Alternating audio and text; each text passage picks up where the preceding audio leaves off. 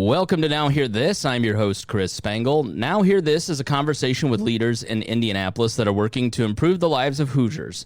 Our goal is to empower you to join in their work and make a difference while informing you about the unseen aspects of life in Indiana. If you miss an episode, you can listen via podcast at nowhearthisindy.com. Today we are talking to David Siler, who is the president of Families First and has been so since January 2016. And a cool fact about this organization is that they are the oldest nonprofit human services organization in the city, in central Indiana, actually. And so, David, first, thank you for joining us. And what does Families First do, and why? Tell us when you were founded. Give us a little history of the organization.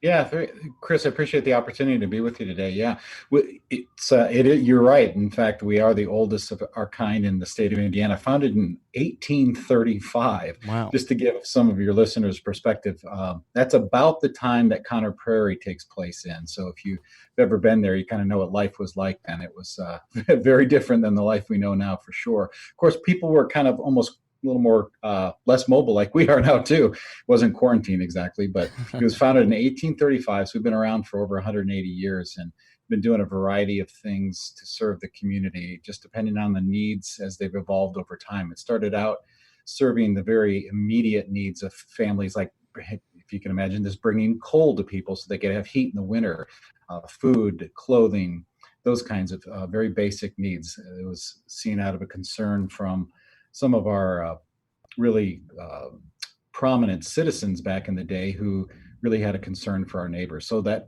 mission continues today, that we have a concern for our neighbors who are especially struggling. So today, and actually over the last many decades, the primary service line that we have is to provide a variety of mental health services, and primarily a focus on providing those for folks who don't have another means to receive those services. So folks that are really economically disadvantaged.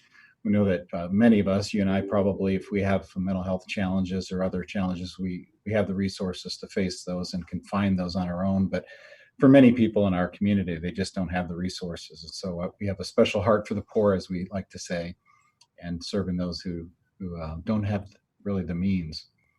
Now, David is a licensed social worker in addition to being the president of the organization, and has served as executive director of the Secretariat of Catholic Charities and Family Ministries for the Archdiocese of Indianapolis.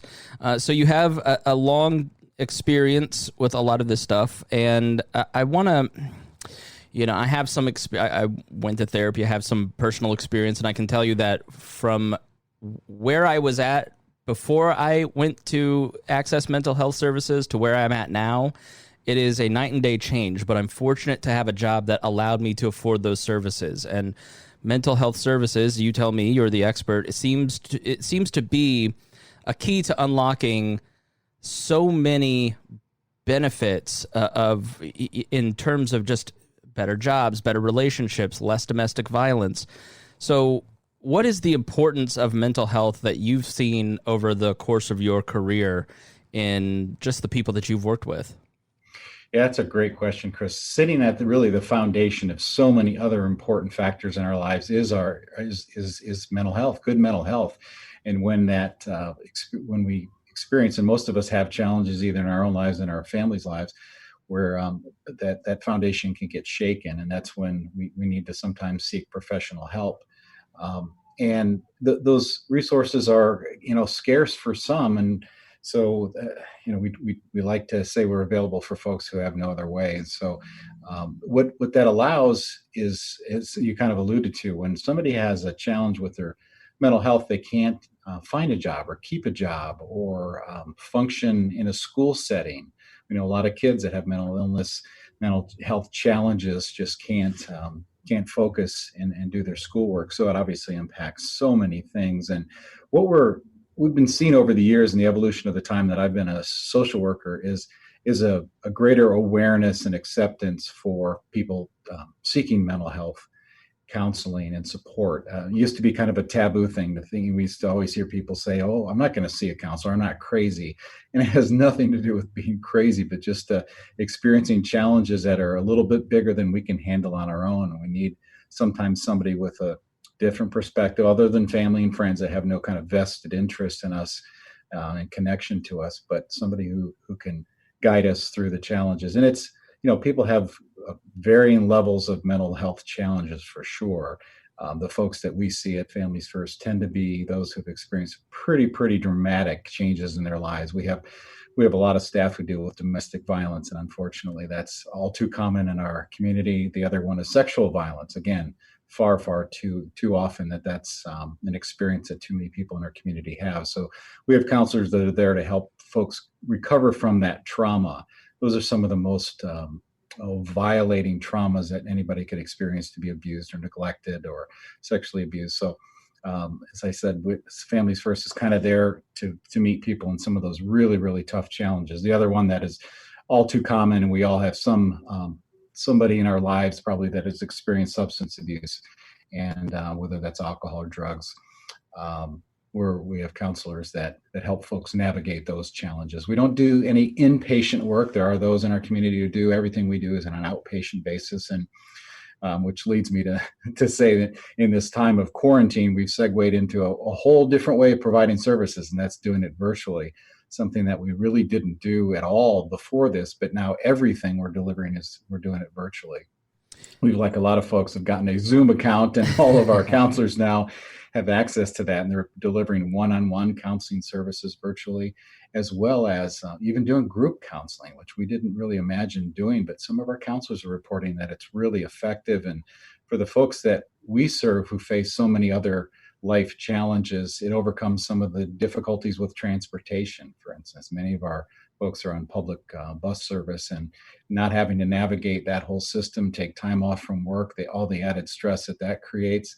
So it's really been a remarkable experience, and we're finding that it's been very effective, very helpful. We find that some of our counselors are reporting that folks at home, sitting in their living room or in their bedroom or wherever they may be, are much more open and more able to access some of the challenges that they're having and talk about those. So it's been interesting, and we're really hoping that even after this is over, that we can augment the face-to-face services for some, where virtual is just a better way to make that happen. Yeah, that's really interesting. Again, to relate my own experience, I had a telehealth session with my therapist about 2 weeks ago, because it's just there's a lot of challenges, and I'm in a very comfortable situation. I imagine there are a lot of people who aren't in a comfortable situation that are still struggling. What are some of the common themes, without violating any HIPAA or anything, but what are some of the common themes that you're seeing from people through the last 3 months?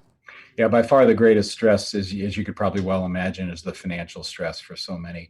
We have, during the best of times, we're serving folks that are on the margins economically, and, maybe a paycheck or two from eviction or a loss of job can mean just devastation. So folks that we serve have certainly lost their jobs, and many of them, great numbers. And the financial challenges that presents are just overwhelming for some. So that stress is really challenging.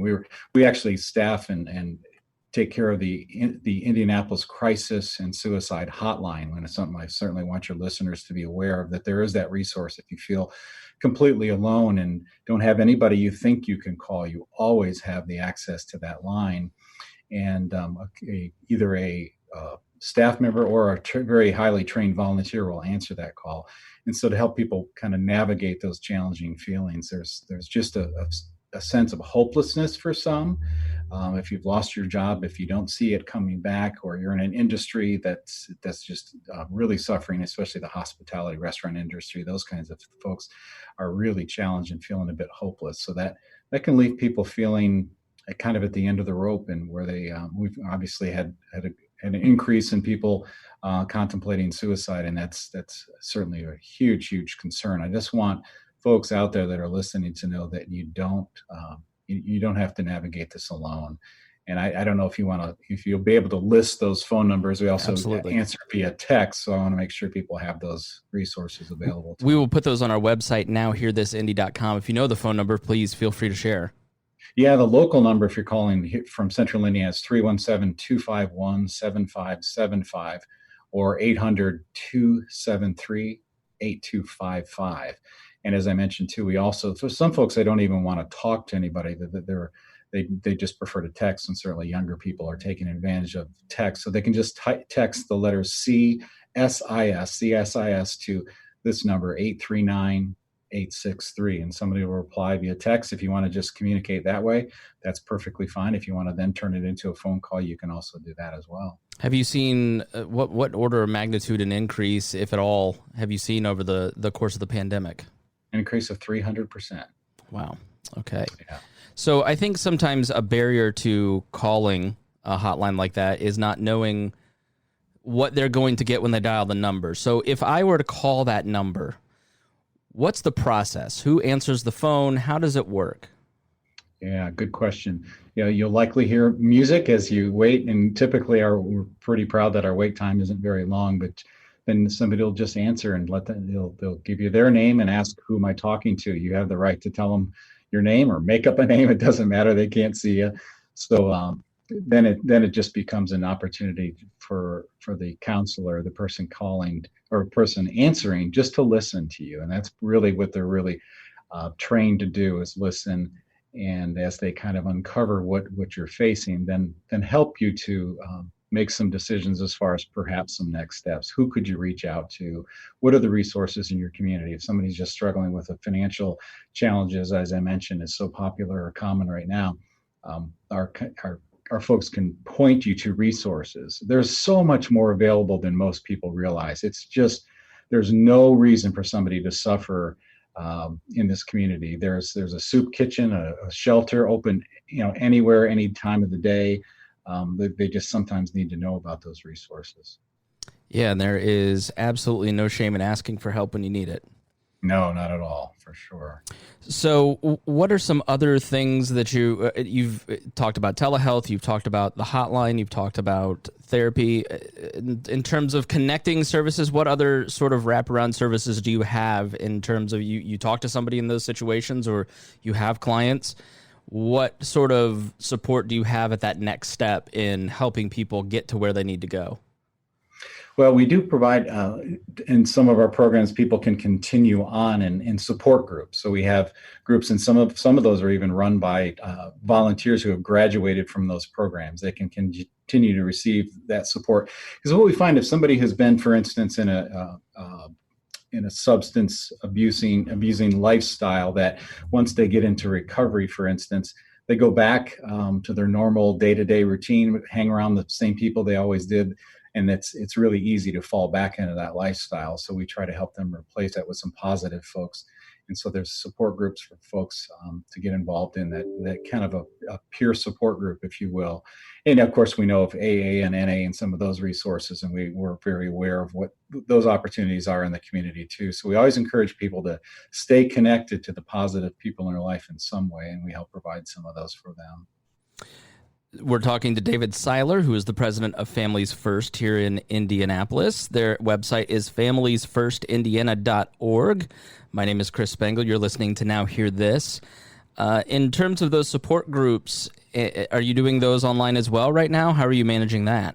Yep, we sure are. We're providing those online. Yeah, which is, it's remarkable, and thank goodness that even folks who struggle economically typically have a smartphone, and that enables them then to connect virtually if they want to be seen and do that. If you don't, you can just certainly do that via a standard telephone call.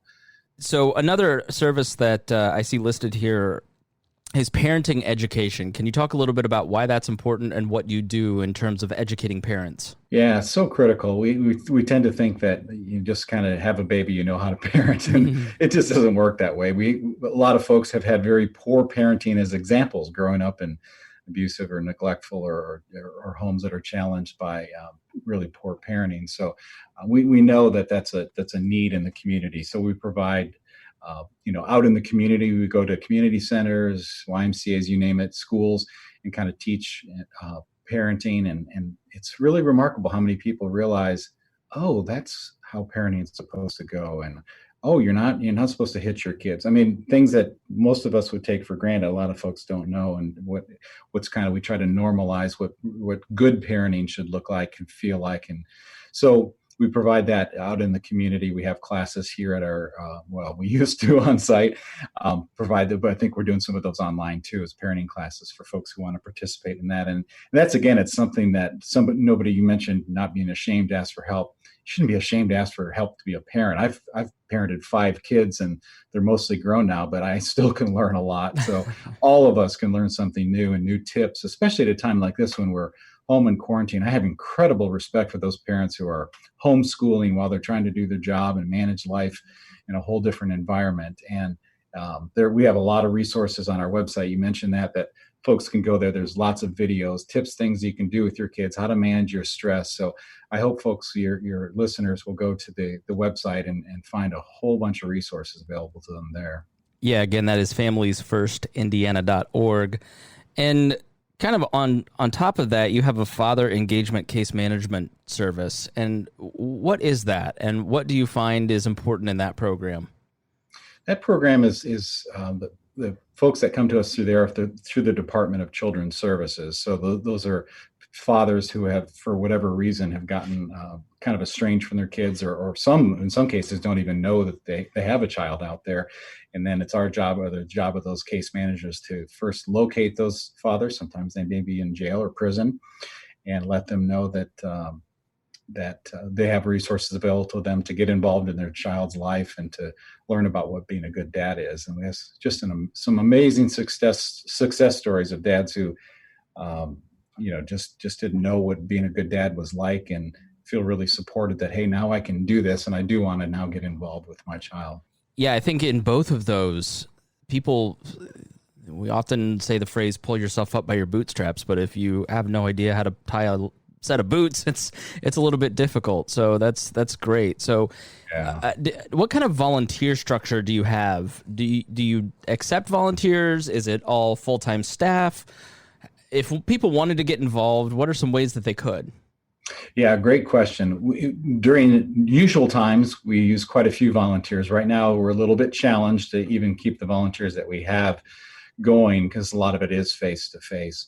But I hope folks will visit the website and kind of learn about what those volunteer opportunities are. But we have folks that are part of our sexual response team, so they'll actually be trained and go to a hospital when somebody shows up as a victim of sexual violence, so that you can be there and just kind of hold a hand and be an advocate for that person who's going through that trauma. We have folks who volunteer on the crisis and suicide hotline. We always need more volunteers for that.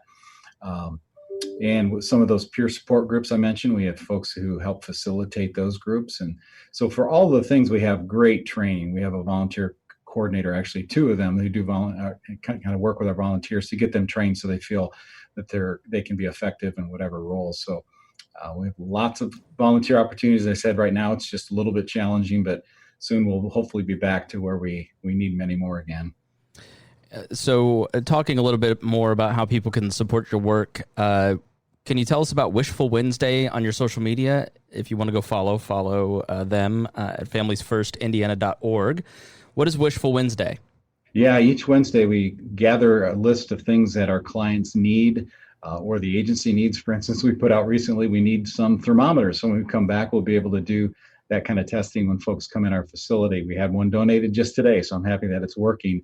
But we've put out pleas for PPE that we're going to need when we come back. And so, but sometimes from time to time, a client may need, some kind of furniture or something for their children for school, a backpack. We put those needs up there and invite the community to respond. And it's just, we're always amazed at the generosity that's out there. Speaking of generosity, I know that usually cash donations or financial gifts of some sort are the most important in terms of operating any nonprofit. Can you talk about some fundraising strategies? How can people give if they want to? Yeah, there's lots of ways. We invite people to do their own fundraisers online, which has become a great, popular thing among young people, and kind of get that support from their friends and family. As you said, there's nothing like just good old hard cash for an organization, because then we can spend it and use it in the way that's most needed, because it changes from day to day. We've had to spend, probably $25,000 just on IT equipment to get us up to running to doing virtual. We've gotten some support from the community, so it allows us to adapt to some of the changes. So that's always best. Well, That's very, very good. So again, their website is familiesfirstindiana.org if you would like to get involved. I end with this question of everyone because you're in the day-to-day of it. You're in your field constantly, but the rest of us are kind of living our lives and we're in our own fields. So what is the thing that you see on a daily basis that you think, man, I wish everybody knew what I see here. I wish everybody could understand this thing about my work. What is that? Probably more than anything, it's that help is available. We all know a story of somebody who's attempted suicide or actually succeeded in taking their own life. And it always gives me incredible pause, as I'm sure it does everybody, to think if they only knew that this number was available, if they only knew this resource was out there. So that's probably it. No matter what challenge you're facing, the community cares, whether you believe it or not. There are folks like us out here who care and want to get you connected and get you the help you need. David Siler, president of Families First, thank you so much for joining me.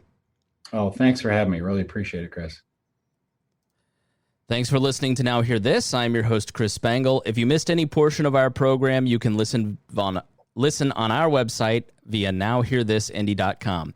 If you'd like to have your organization featured on the show, please contact Gabby at 317-475-7407 or via the contact page on our website.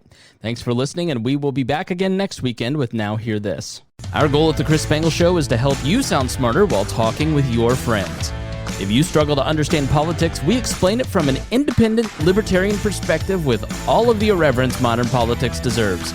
We toss out the screaming heads and put people before political parties and give context to the news to make you think.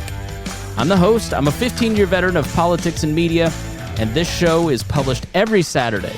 It's part of the We Are Libertarians network, and be sure to join Wall Plus for bonus podcasts, the complete archives, commercial-free shows, and more.